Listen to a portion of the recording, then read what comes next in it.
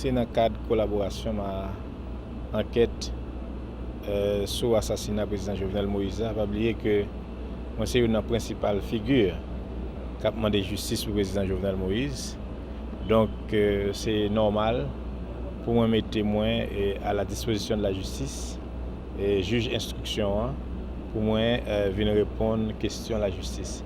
Et je fais ça chaque fois que le juge là, il trouve le nécessaire pour moi venir devant pour me répondre aux questions pour me collaborer.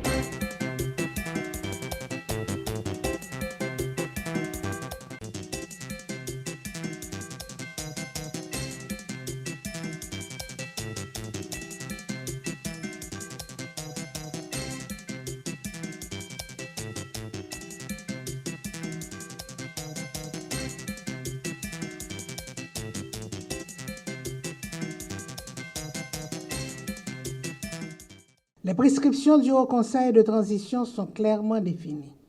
Tout converge vers un seul objectif, créer un climat favorable à l'organisation de nouvelles élections dans le dessein de reconstituer les institutions démocratiques. Nous devons nous convaincre que la réalisation des élections est conditionnée par différents facteurs, dont l'apaisement social et la sécurité assurée sur tout le territoire. À ce compte, nous du HCT, en appelant aux forces de l'ordre pour qu'elles resserrent les rangs, en s'impliquant encore plus dans la lutte contre le banditisme organisé, voué à la déstabilisation permanente de la société et à l'anéantissement des acquis démocratiques. Nous invitons avec tout le poids de l'autorité dont nous sommes investis. Nous invitons les amis de la communauté internationale à tenir les engagements qu'ils ont pris d'assister les organes de maintien de l'ordre dans la lutte contre la malveillance sociale. Avec l'installation officielle ce matin des membres du Haut Conseil de la Transition, nous pouvons dire que c'est le commencement de la fin des dysfonctionnements de nos institutions démocratiques. Une femme et 2 hommes se sont mis debout, répondant à l'appel d'une grande frange de la population. Ils ont vu la situation critique du pays. Ils se sont dit: rejoignons l'équipe gouvernementale, unissons nos efforts, changeons ensemble la donne. C'est un déclic, invitant toutes les Haïtiennes et tous les Haïtiens, qu'ils soient d'ici ou d'ailleurs, à unir leurs efforts pour le changement que nous appelons de nos vœux. Madame Myrlande Maniga, Monsieur Laurent Saint-Cyr, le révérend Calix Fleuridor, au nom du gouvernement de la République, au nom du peuple haïtien et en mon nom propre, je vous dis simplement merci. Merci d'avoir accepté de vous engager aux côtés de ce gouvernement dans la noble et ingrate tâche de servir notre pays en ces temps difficiles. Vous avez été choisis respectivement par les partis politiques, le secteur privé et la société civile, selon le prescrit du consensus national pour une transition inclusive et des élections transparentes.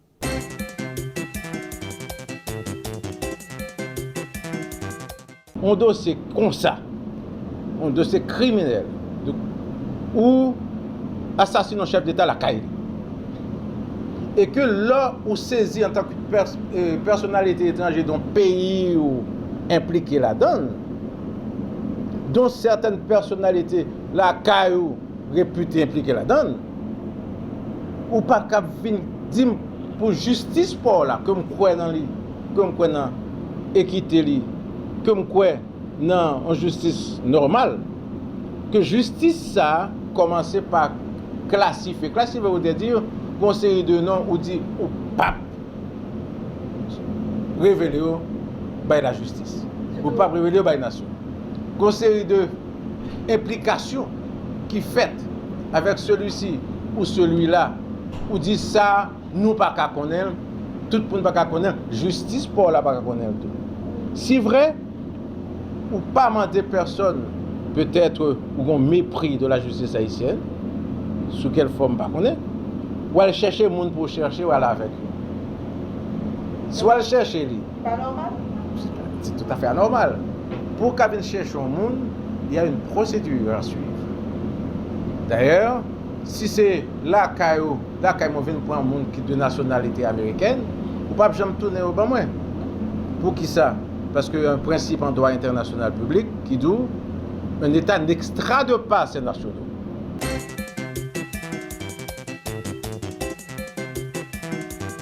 Mesdames, Messieurs, la cérémonie de ce jour est une réponse positive à l'appel citoyen d'une conscience au service d'un pays agonisant. En effet, Haïti vit des heures sombres, caractérisées par le déchirement du tissu social qui menace de saper les bases mêmes de la nation. Un tel constat annonce déjà l'ampleur de la tâche qui attend la directrice générale nommée. En effet, l'Office national d'assurance vieillesse, ONA, organisme autonome sous la tutelle du ministère des Affaires sociales et du Travail, est un instrument déterminant du pilier contributif de la protection sociale. À l'instar de l'Office d'assurance accident du travail, maladie et maternité au FATMA, il est l'organisme de sécurité sociale fondé sur les cotisations des travailleurs et travailleuses, des employeurs et employeuses. Elle est tributaire de ces cotisations qu'elle est tenue de gérer de manière rationnelle et efficace au bénéfice des assurés. À toutes les parties prenantes, je promets que l'institution s'acquittera de ses obligations légales et réglementaires dans le respect des délais. Chers membres du personnel, je compte sur vous tous et j'attends de vous une collaboration empreinte de professionnalisme et d'engagement. Je serai le directeur général de tous, sans exclusive, sans distinction. Moi, directeur général, tout le monde, tout employé, quel que soit niveau. Nous travaillons ensemble pour l'ONA piqué puis devant. Alors, mettons-nous au travail.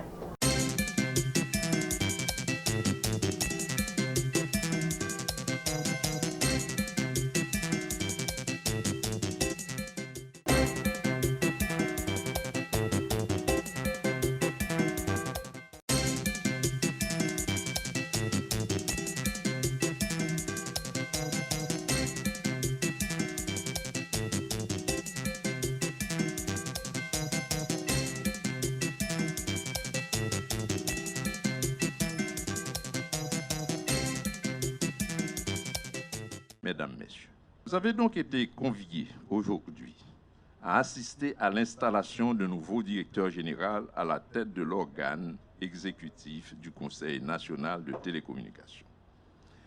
Cet organisme autonome en charge de la planification, du contrôle et de la réglementation du secteur des télécommunications et dont j'assume la tutelle, il est en effet essentiel que le fonctionnement de cet organisme réponde pleinement à la mission, d'où l'obligation de combler au plus vite un vide qui ne peut que réduire son efficacité et les performances de tous les secteurs des télécommunications.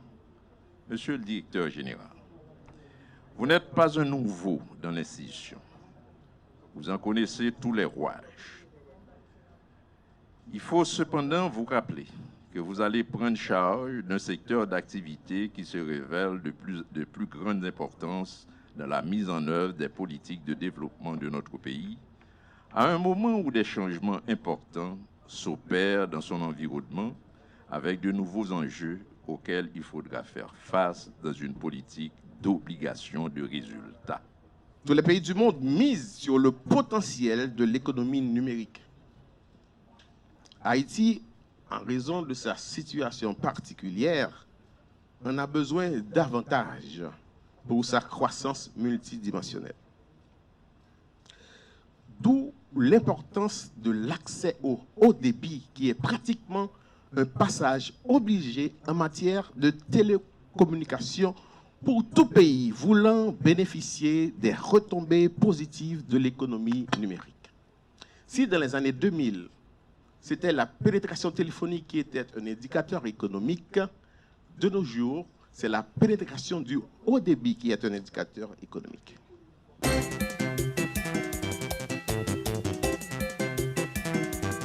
Nous apprenons l'arrestation, je pensais que c'est un pas vers la réalisation du procès de Jovenel Moïse, ou encore du procès pour être capable de connaître qui est-ce qui était impliqué et qui est-ce qui n'a pas été impliqué dans la mort président. Parce que selon ça, tout le monde apprend, il a fait nous comprendre que tu as des Colombiens et également des Haïtiens, et également des Haïtiens américains ou encore des Américains tout, qui impliquaient dans l'assassinat de l'ancien président Jovenel Moïse. Donc, je pense normalement que c'est un pas en plus.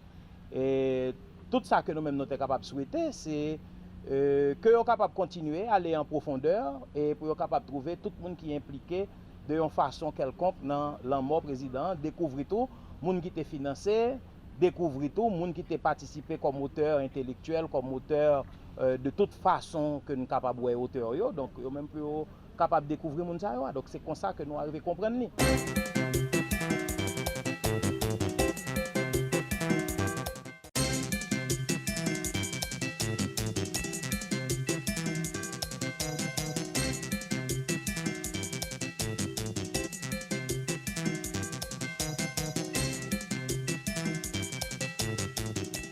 Ce n'est pas une habitude, nous camper, nous ouais, deux policiers accompagnés.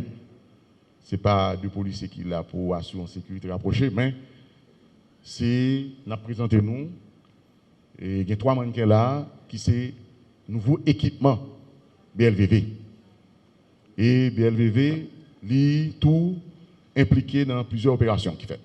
Alors, si la population est capable de ouais, uniforme ça, équipement ça, il n'y a pas besoin d'inquiéter, c'est la police, c'est nouveau équipement BLVV qui c'est brigade qui est là pour gommer contre vol véhicule.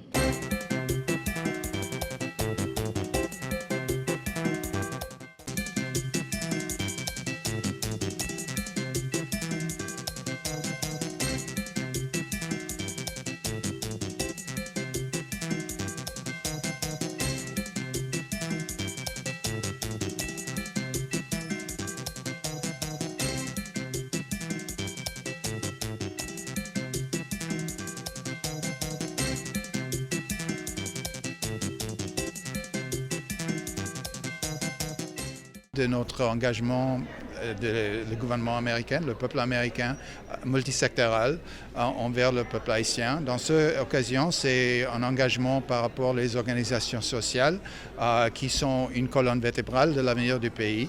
Il faut s'en souvenir à tout le monde que ce n'est pas simplement les engagements des gouvernements qui avancent les choses, mais aussi la société civile qui est présente, très vibrant à travers le pays. Et ça, c'est un programme qui va essayer de renforcer la capacité des organisations sociaux à travers le pays pour avancer dans des différents secteurs qui ont été cités dans les programmes. Je suis très fier qu'on puisse lancer ce programme qui va durer pendant 5 ans, qui vient de commencer au fin de l'année dernière et qui va se dérouler à renforcer les capacités des organismes haïtiens à travers le pays, à soutenir le peuple dans des différents aspects multisectoriels.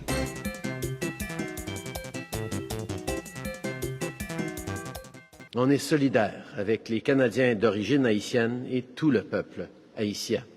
On travaille de près avec les dirigeants pour aider à régler la crise politique, humanitaire et de sécurité.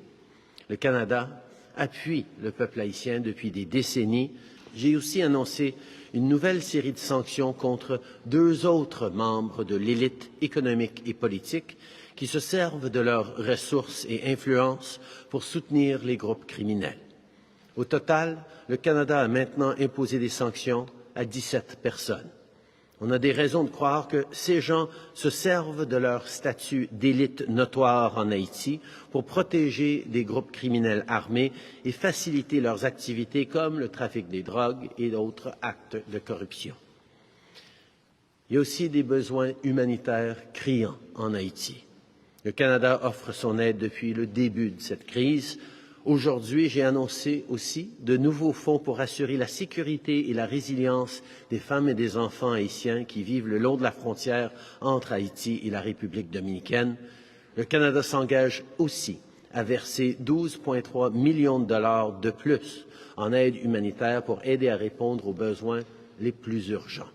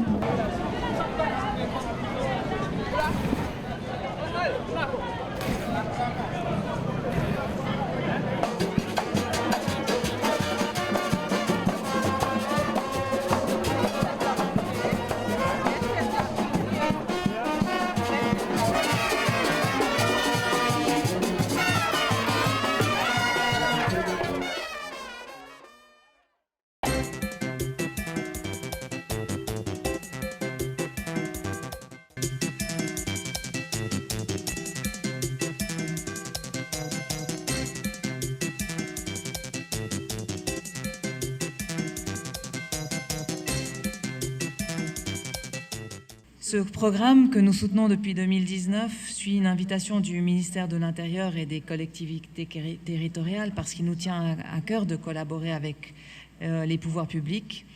Donc une invitation du ministère qui a exprimé son souhait d'être accompagné pour la mise en œuvre du PMAC dont vous avez parlé tout à l'heure.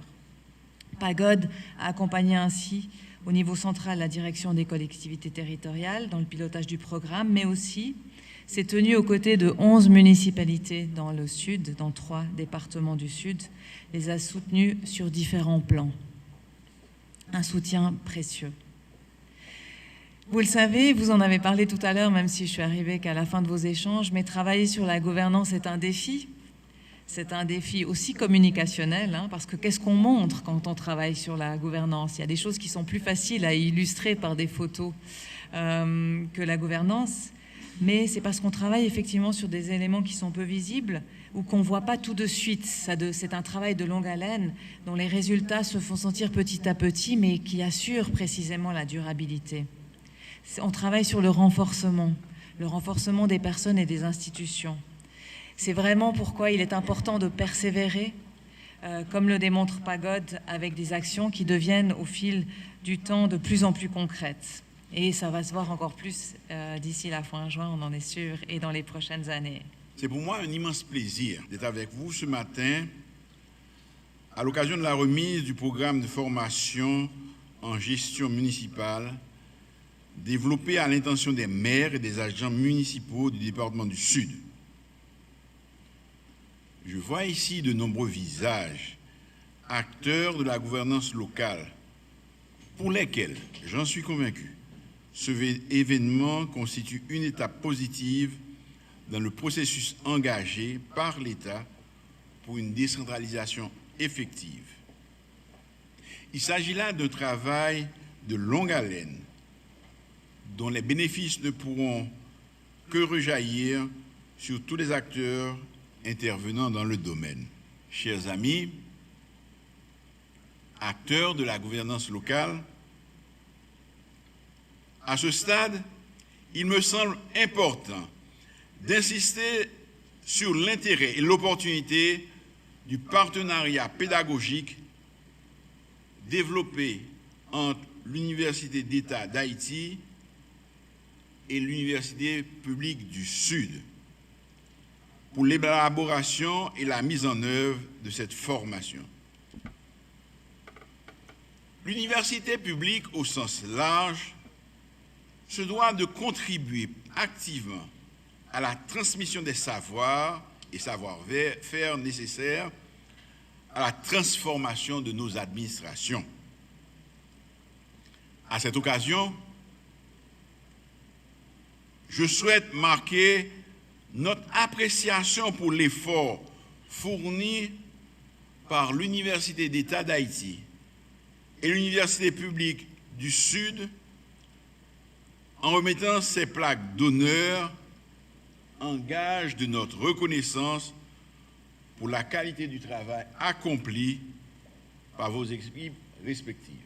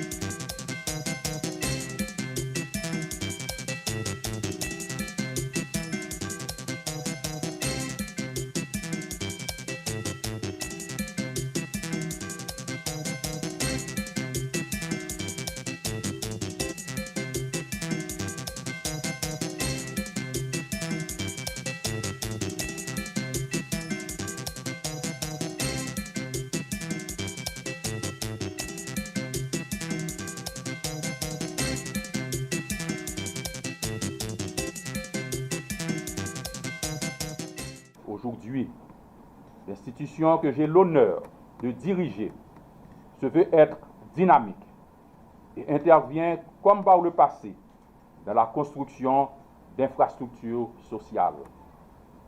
Également, elle se voit confier la lourde et prestigieuse tâche d'être l'agence publique de référence pour la mise en œuvre des programmes d'aide sociale à l'échelle nationale. Eu égard à la confiance placée par le Premier ministre, son Excellence Dr Ariel Henry, dans la capacité du FAES à être efficace et efficient dans l'accomplissement de sa mission, il est de mon devoir de vous donner la garantie, chers partenaires techniques et financiers, que chaque centime de la subvention sera utilisé à bon escient et fera l'objet de reddition de comptes en toute transparence. Taïwan, en tant qu'ami fidèle d'Haïti, est toujours prêt à apporter son soutien, surtout pendant des moments cruciaux. Il faut toujours sauver l'urgence. C'est ainsi la République de Chine de Taïwan, considérant son étroite amitié et sa collaboration mutuelle avec la République d'Haïti, et en dehors des différents projets de coopération à long terme qui accompagnent le développement d'Haïti, renouvelle son soutien au programme COEPEP en signe de solidarité du peuple et du gouvernement taïwanais envers la population haïtienne.